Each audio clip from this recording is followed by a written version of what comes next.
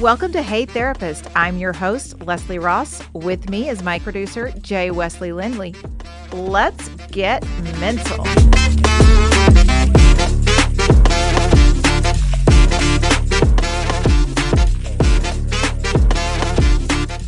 Hello, everyone. What we're going to do today is talk about secure attachment style. If you listened to the previous episode, which I know you did because you all follow along so well, and I appreciate everyone out there in podcast world listening to my voice and learning things, hopefully. And I will say, I've gotten one question already, but it was something that they didn't want discussed. I mean, I can bring it up later, but if you have questions or topics you want to hear, jump on heytherapist.com or hey-therapist.com. They all go to the same place. Or you can shoot me an email at hey@hey-therapist.com and ask those questions. If you haven't listened to the previous episode from last week, starting our relationship series, I recommend you go back and listening to that. But if not, you can jump right in here. Today, this episode, we are going to talk about a secure attachment style and what that looks like. Remember, there's 4 types of attachment styles. There's secure, there's avoidant, there's anxious, and there's disorganized or fearful. So we're going to talk about secure today again. And secure attachment is the most common attachment style in Western society that research has found. However, research only suggests that it's about 66% of the population is securely attached. Even though it is the most popular attachment style, it's not a landslide, right? 66% is not great.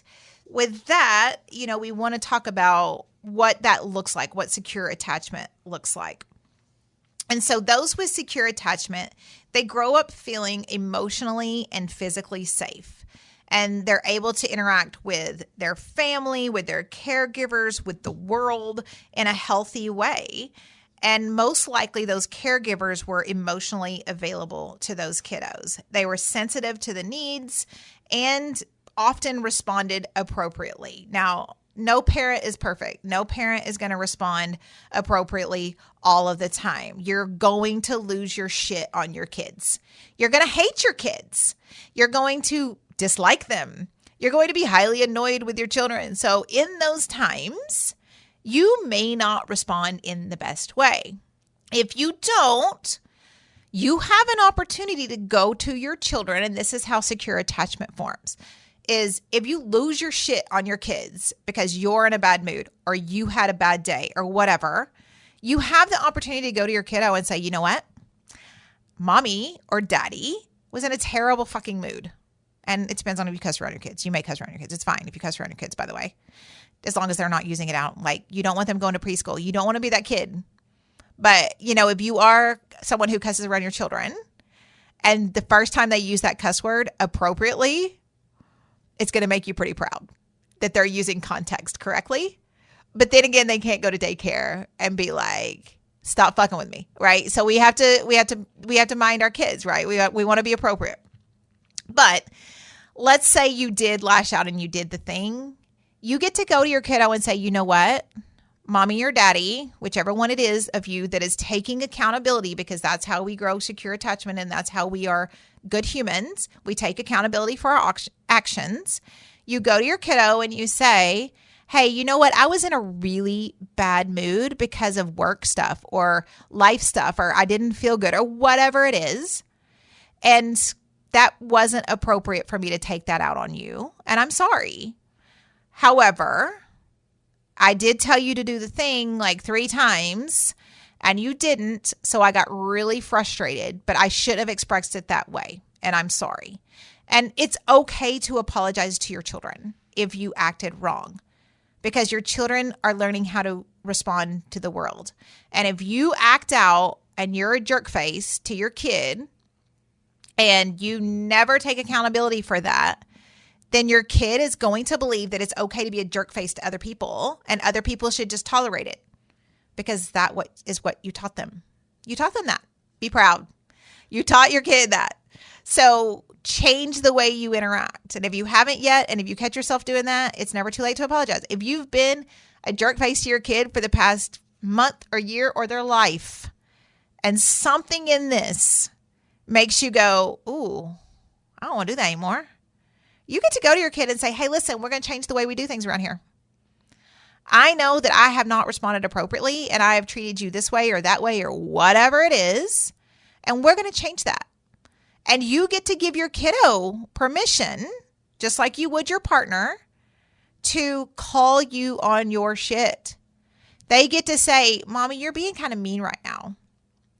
Daddy, I don't like it when you talk to me like that. Or why are you being so mean to me? Or you can teach them code words, teach them little phrases. That's always a fun thing to do, and it takes the edge off. If everyone has a safe word, and no, not in that way, although you should have a safe word for those things too. But you can teach your family, your kids, your partner a safe word. So when you are acting out of sorts, or you're being a jerk face, which is the word of the day apparently, or you're just being an asshole, or you're being overly emotional, or you're being dramatic about something, they get to use the code word and you go, Because if you're in that healthy relationship, if you trust the people around you and they use that word on you, or they give you that look or whatever it is, you know that you probably should go internal and be like, oh, okay, what am I doing here? What have I said? How am I reacting? Am I hungry? Am I tired? You know, I get cranky when I don't get any sleep, and I am a cranky son of a bitch when I don't get enough sleep. And I have gone to work on days where I didn't get enough sleep. Maybe I was on call. Maybe I just didn't sleep well. And I've told my staff, listen, I am super cranky and I am so irritable that I am annoying myself. It is time for me to take a break. I'm going to go put myself in timeout.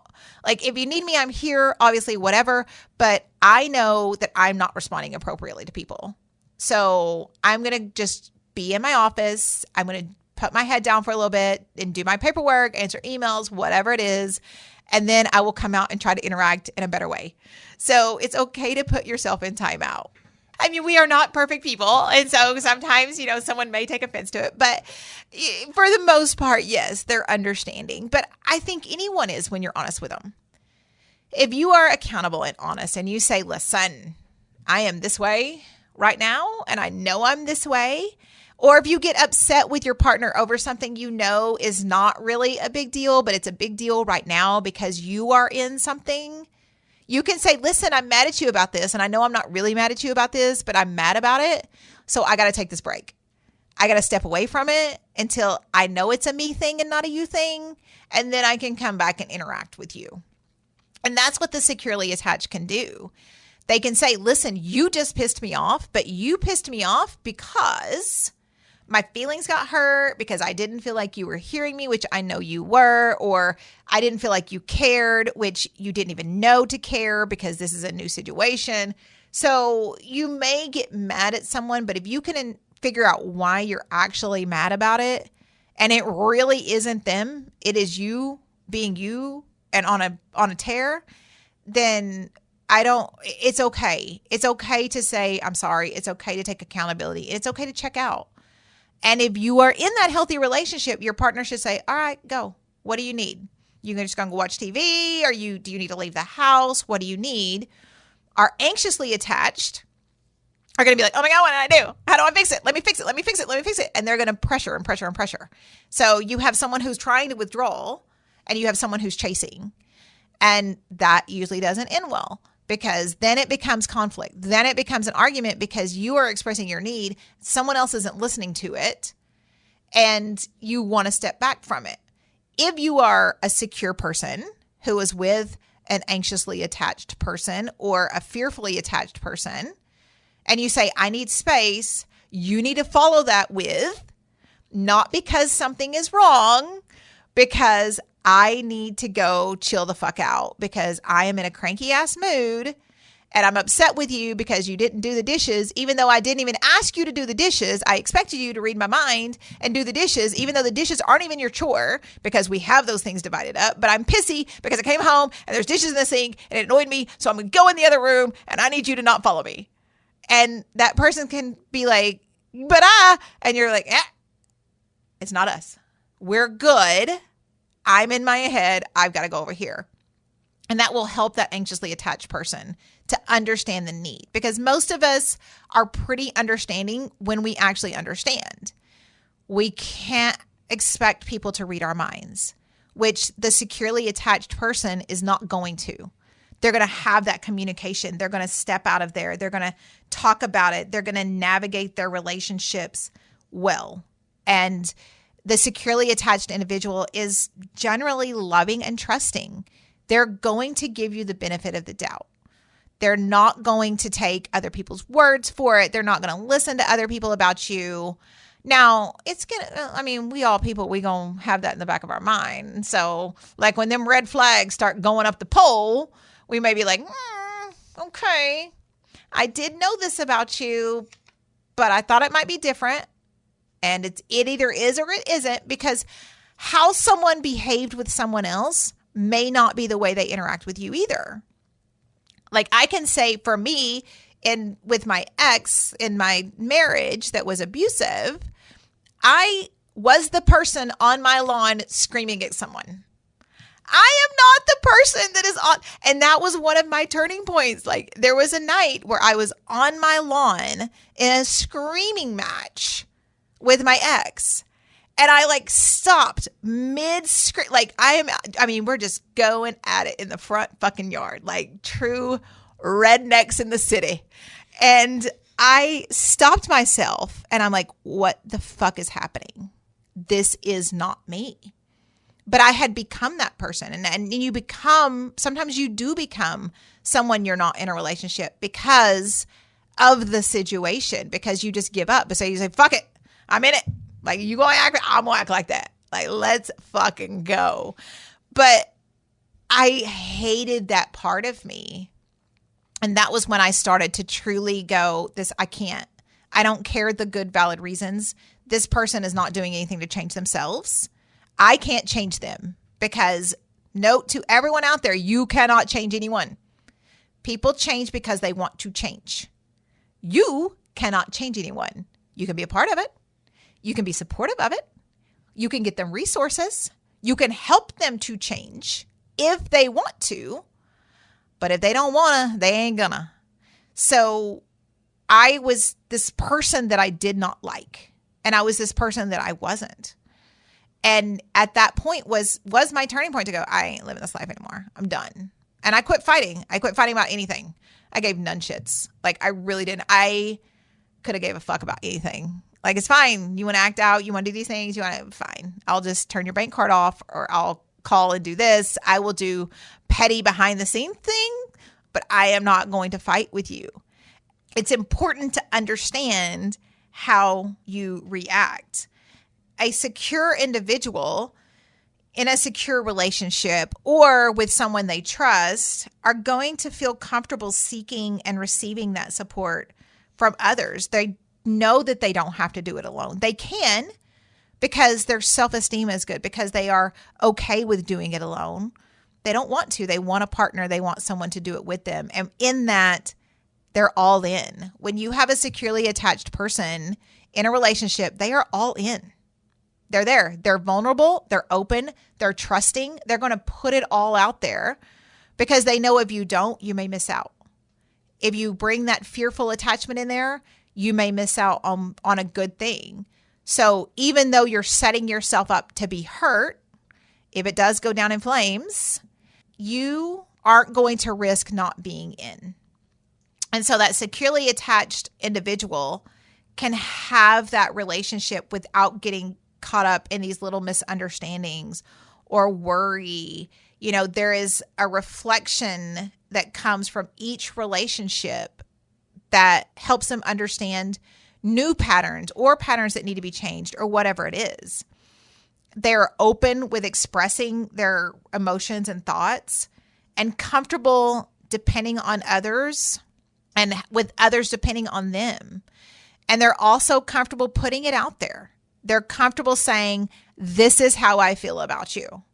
Do what you will with it.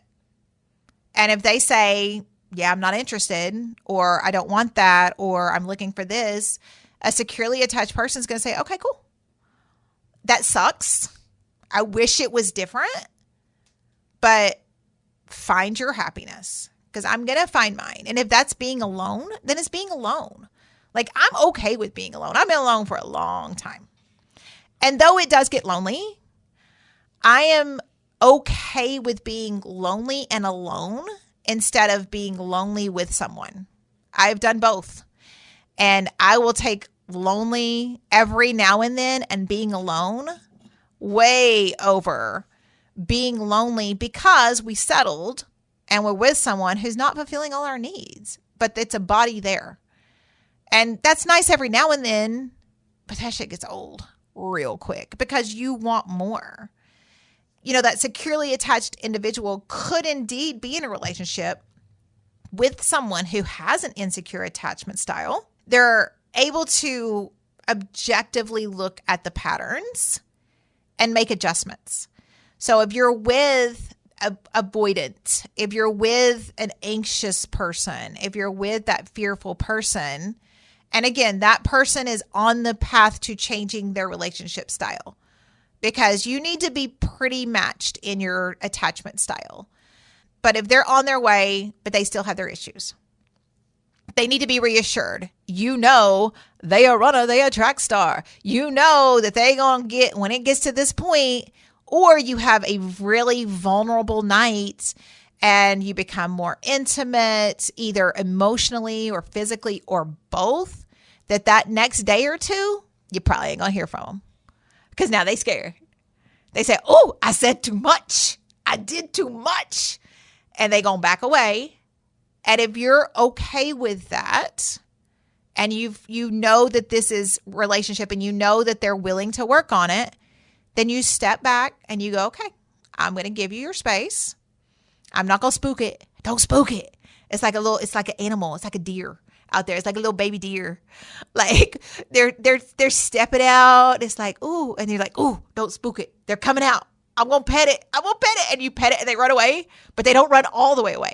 They're peeking at you from behind a tree. Like that is some of these relationship styles that if you're willing to work on it and you're willing to be in it and be patient, it can work out very well. And then they also get the benefit of ending up probably being a securely attached person because you've helped them work through all of this nonsense that came from past relationships, past trauma, childhood, whatever it is. You know, they're able to give that support. A securely attached individual is able to give that support. And by nature, they do have longer lasting, healthy relationships. And part of that is because they believe that romantic love doesn't fade, even in the peaks and valleys of a relationship. So your securely attached individual is going to hang out through those peaks and valleys. They're going to hang out to wait for you to climb back up the little hill you dug for yourself, or that you roll down like you're on a roller coaster. And they're going to wait and be patient and say, okay, that was cool, but how do we keep that from happening again? Like, oh, you disappeared for a couple of days. What's that about? And they're going to talk it through. And if you're willing to grow and change, if you're willing to be invested, they're going to be right there with you. They are not the game players. They're not the manipulators. They are open and available to those that they love. And to an insecure partner, if you have someone who is avoidant or any of the other insecure patterns, it may actually look like neediness to them. Like they may see a securely attached individual as someone who's needy or clingy or just doing too much. And that's their own fear because they are so uncomfortable with just throwing it out there. They're so uncomfortable with saying, no, I love you. I'm in. Like, what do you need? Help me. Let me help you. No, that's fine. Go do whatever you want to do. Go do these things. Go do that. Like, I am the person, if you're dating me, I don't give a shit. Like, as long as you spend enough time with me, if you want to go out with your friends, if you want to go by yourself somewhere, I'm cool. Like, I'm cool. Have fun. Go do you, because I trust you. I know that you're not out there doing anything, because if you are, you are. Like that, and that's the other thing with some of these insecure, they hold on, they grip. It's like squeezing a puppy. Like, you squeeze the puppy because you love it so much and you want to squeeze it so tight, and then you kill the puppy. And that's how some relationships are. You squeeze the puppy too hard because it is good and you're so happy and all of these things. But if you don't have that freedom, if you can't let them be out there and do what they need while you are perfectly comfortable being open and honest with your feelings, with expressing the things that you like and dislike, with showing someone your needs and throwing that out there for them to either meet or not, then it could be an issue. And that higher relationship self-esteem is just that marker of secure attachment. You don't take things as personally, and criticism is actually pretty accepted with someone who has secure attachment. It doesn't mean it doesn't hurt our feelings. We still get our feelers hurt. Nobody wants to be criticized. But if you're saying, listen, you are doing this and I don't particularly like that in my relationship, then as the securely attached person, you get to say, okay, well, this is me and this is something I need, and I'm going to continue to do so this relationship doesn't work. Or you can say, oh, my bad. Like, but I like doing that for you. And they're going to say, yeah, I don't like it. Stop. And you're like, all right, bet. And so you go do that for your friends. Like, if they're not gift people, like some people do not like gifts. Again, love language, we'll get to that. But some people are not gifts acceptors. They don't enjoy a gift. It's just not their love languages, but it may be you. And if you're with that partner, you need to speak their love language. So maybe they don't like gifts. Maybe they're an act of service person. Maybe there are these other things. You go give gifts to your friends. You get your fulfillment for that part of your love over here with your friends and family, because they don't care, right? And then you get your feelings hurt because they don't care. You spend all this time thinking about things and they don't care. You have to know what's going on with you. Again, that secure attachment person is not going to fight with you about stupid shit. And so like we talked about before, if there's no drama, there's no fighting, there's no chaos, someone with an insecure attachment style may see that as they don't love me enough because they grew up with these insecure attachment styles. Whereas you were just like, meh, it's no big deal. Like, yeah, you pissed me off. It's fine. Like, whatever. Like, it's fine. You drank all of my sodas. You ate my last cookie. Unacceptable, but I'll get over it. Moving forward, however, do not eat the last chunky Chips Ahoy and not replace them. That is a deal breaker in my house. Period. But it's usually de-escalated with playfulness. It's not conflict. So when we're talking about some other signs of being a securely attached person, we talked about the fact they feel comfortable being close to each other and expressing those emotions. They can also balance intimacy and individualism. So I can be in a relationship and be perfectly happy, and I can also go do things by myself. Sometimes I prefer to do things by myself. I am a person that needs my alone time. I am an extroverted introvert. I like to go and I love vacations. I love going out to the clubs and dancing, although I don't do that as much anymore because, I've aged out of a lot of the crowds, but I still have a blast when I'm out there. But I am tired after that. If I people a lot, I need to not people for a while. And I need someone that can understand that. And that doesn't mean that they can't be in my space, but it means I may not engage with them. I want to watch a movie, which means I want to watch a movie. I don't want to talk to you. Like, we can talk a little bit about the movie, but I don't want to talk. I don't have conversations. I don't want to do anything else. I want to watch a movie because I need that downtime. And I am okay expressing that to someone. There is that trust. They're able to self-regulate. When emotions get big, most of the time, the securely attached individual will stop and bring those emotions down before reaction. Again, we're all people. And we all probably, like, very few people naturally have a secure attachment style. Like, very few people grew up in this household where all of their needs were being met by their caregivers.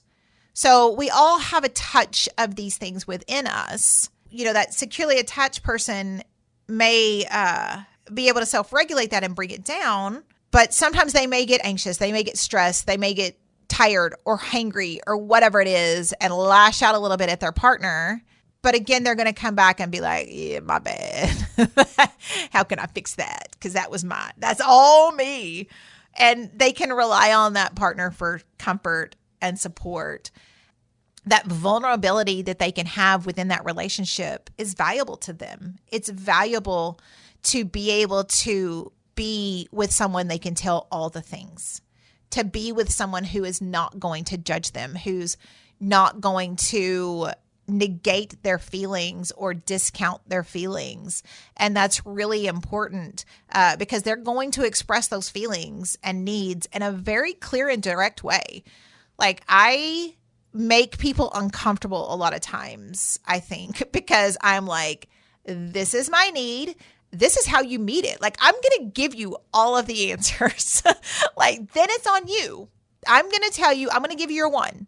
Like, you may not know that I need this.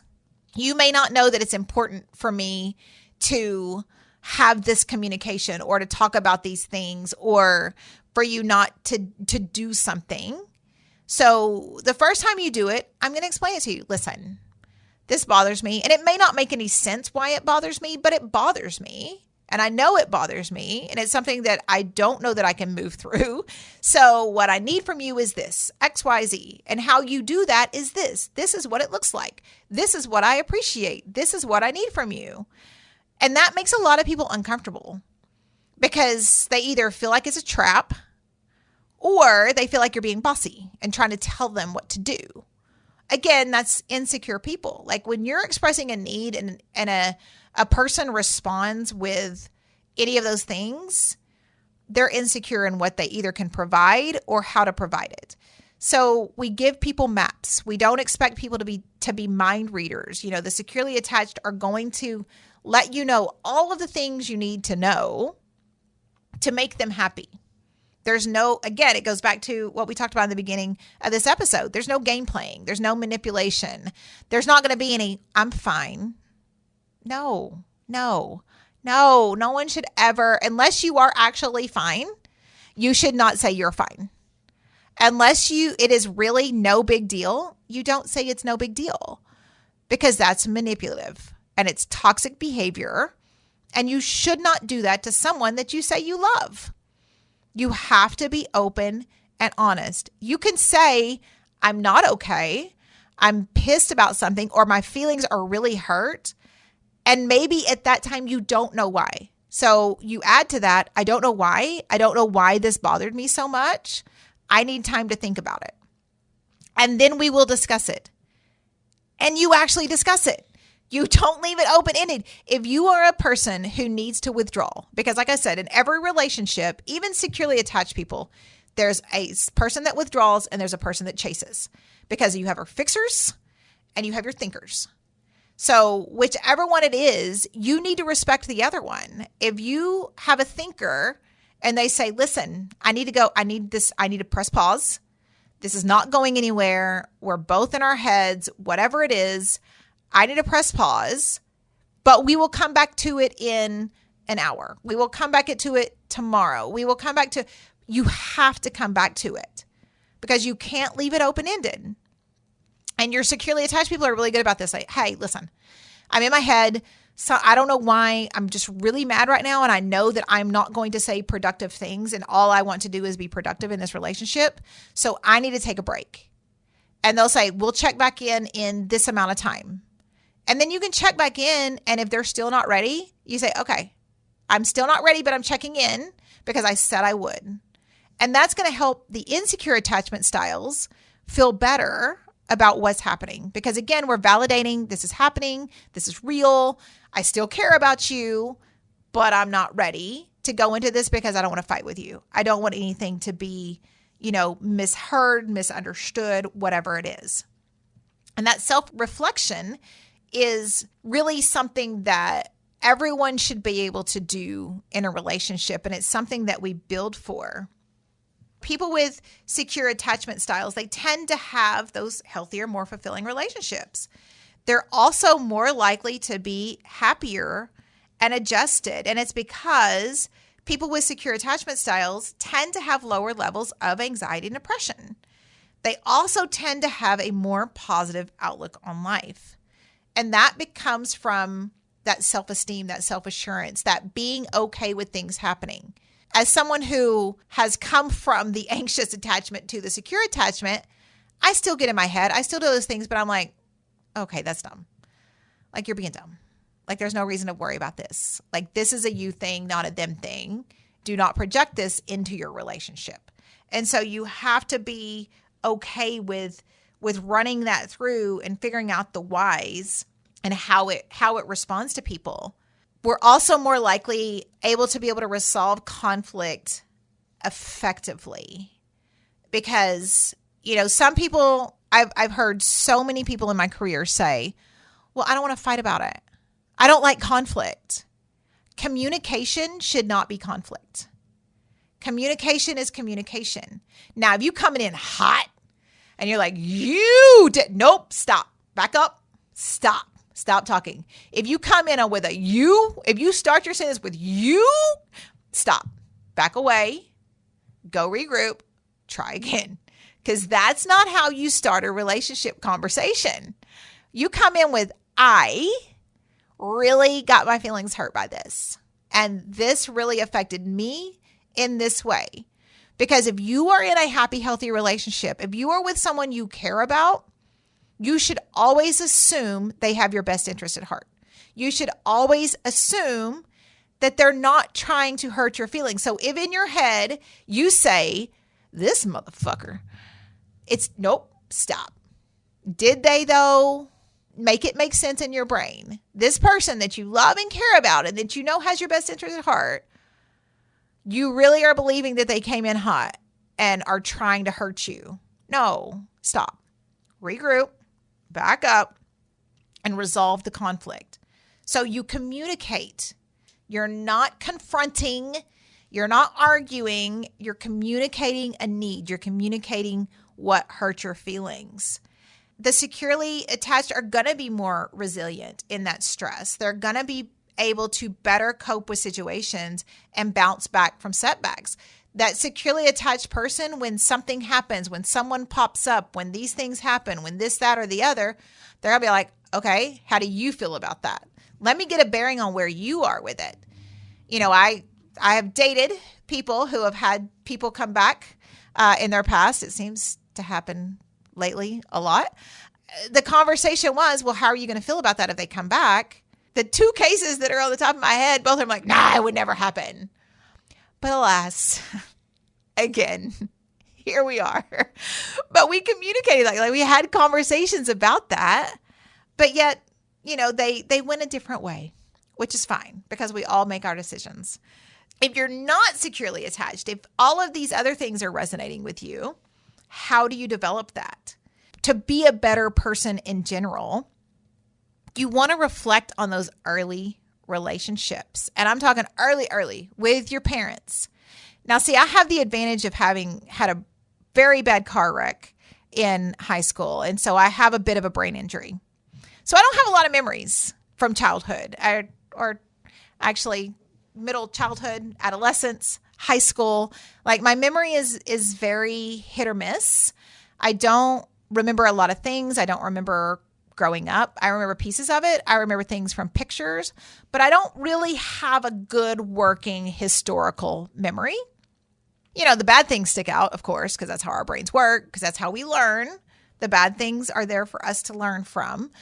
But, I don't have a lot of things. I run into people here, all of the time, especially now, like I said, being back home where I grew up, people start talking to me and saying things. And my first thought is, oh, they think my sister, because we do resemble, and she's lived here a long time. Then they're like talking enough that I know, oh no, this is someone I know from like my past, but I may not know who they are. I may be able to connect some dots, but it's always good when I have someone with me that I can be like, oh my God, you. And then they walk away and I'm like, who is that? How do I know them? It's kind of tricky for me, but for most people, they can think back and see how their caregivers responded.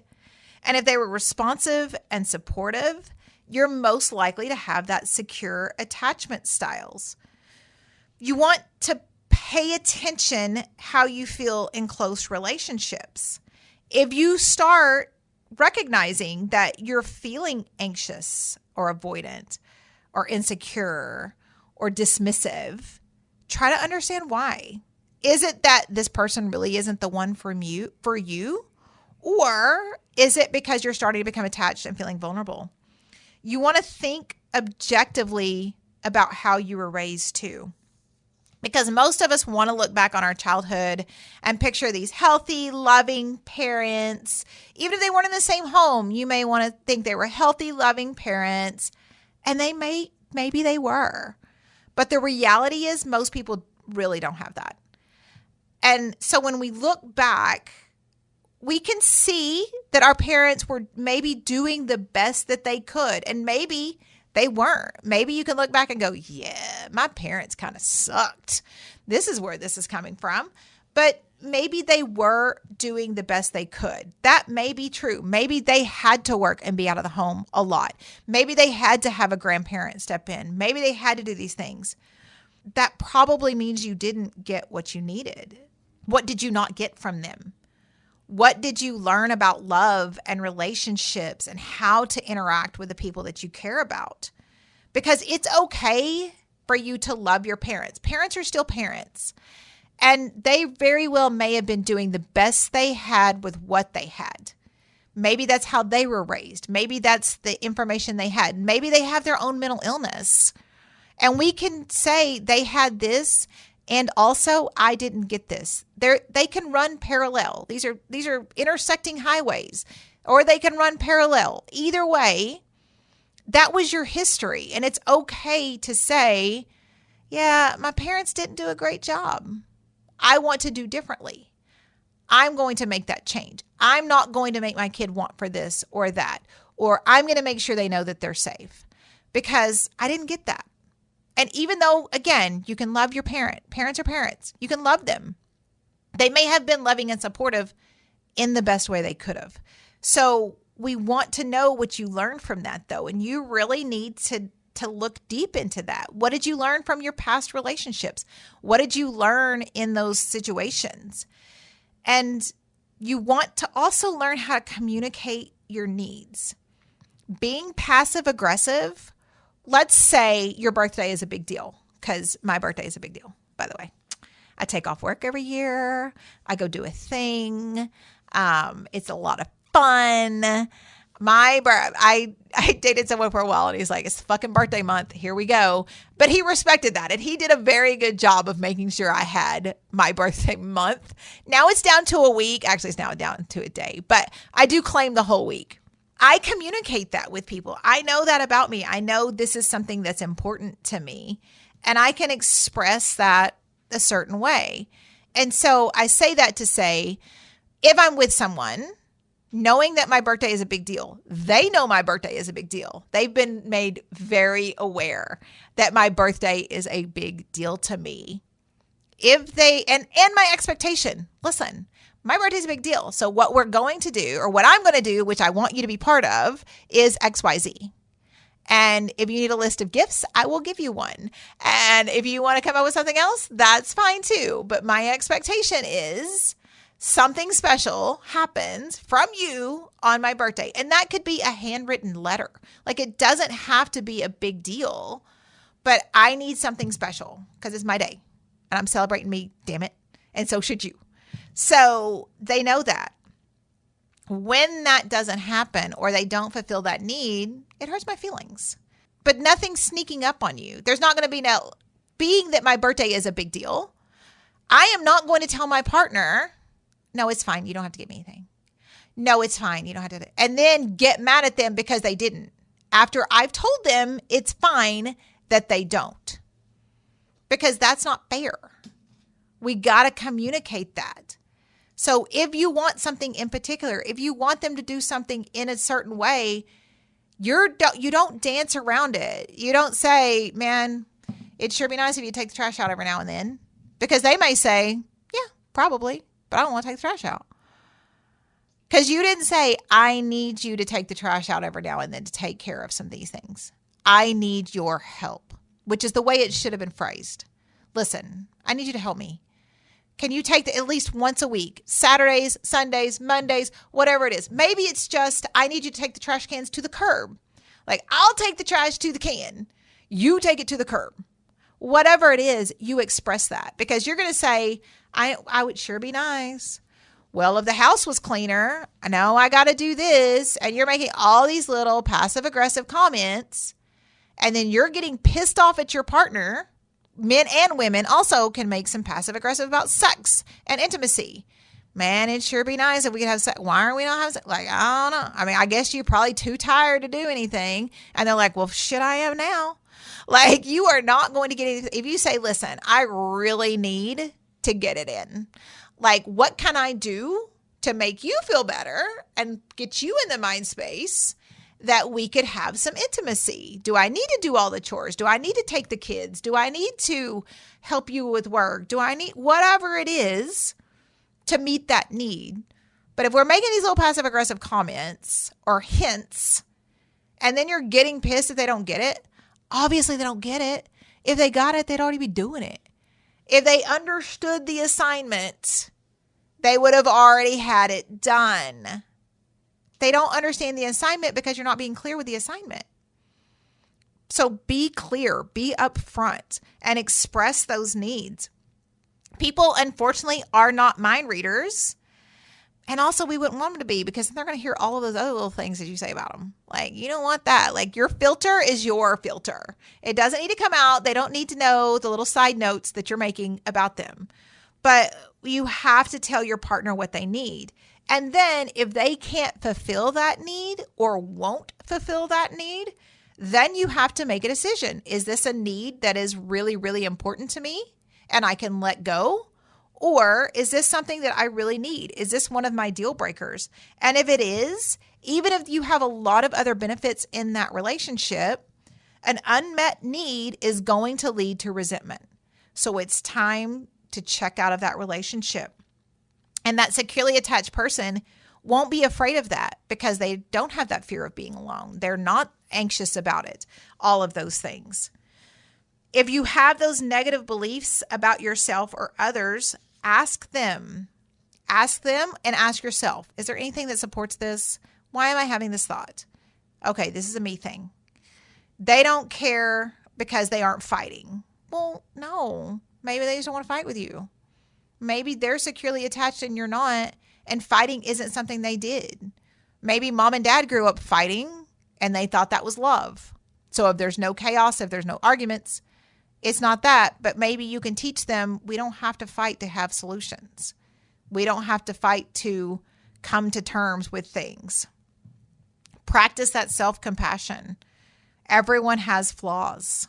Accept yours and work on them. Grow them. Fix them.